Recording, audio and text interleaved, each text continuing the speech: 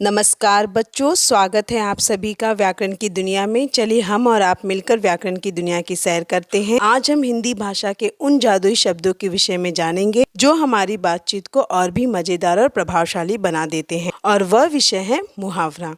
आज हम मुहावरों के विभिन्न पहलुओं के विषय में जानेंगे। तो चलिए शुरुआत करते हैं। सबसे पहले मुहावरा क्या है? मुहावरा एक ऐसा वाक्यांश है जो अपने साधारण अर्थ से हटकर एक विशेष अर्थ को प्रकट करता है। मुहावरा एक ऐसा वाक्यांश होता है जिसका स्वतंत्र रूप से प्रयोग नहीं किया जा सकता। यह हमेशा वाक्यों में ही प्रयोग किया जाता है। चलिए अब हम उदाहरणों के द्वारा मुहावरों को और अच्छी तरह से जानेंगे। तो पहला उदाहरण देखेंगे। मुहावरा है चार चांद लगाना और भी सुंदर बनाना। वाक्य प्रयोग, आपके आने से महफिल में चार चांद लग गए। दूसरा उदाहरण, आँख का तारा अर्थात बहुत प्यारा। वाक्य प्रयोग, हर बच्चा अपने माता पिता के आँखों का तारा होता है। तीसरा उदाहरण, 9 2 11 होना अर्थ भाग जाना। पुलिस के आते ही चोर 9 2 11 हो गया।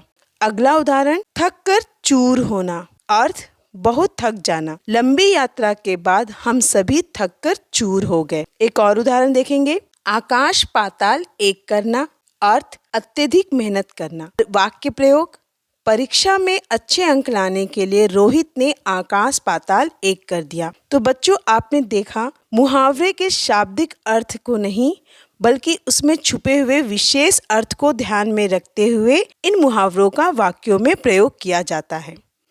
अब बारी है प्रश्नों के जवाब देने की। तो चलिए यहाँ पर मैं आपको कुछ चित्र दिखा रही हूँ।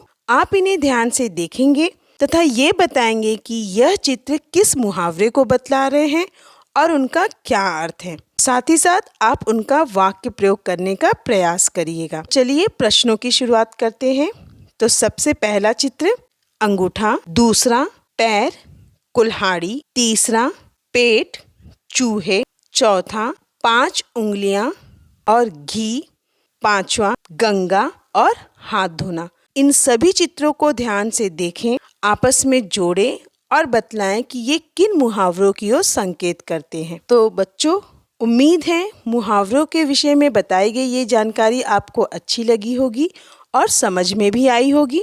तो इस जानकारी को अपने दोस्तों के साथ अधिक से अधिक शेयर करें, बताई गई जानकारी को लाइक करें।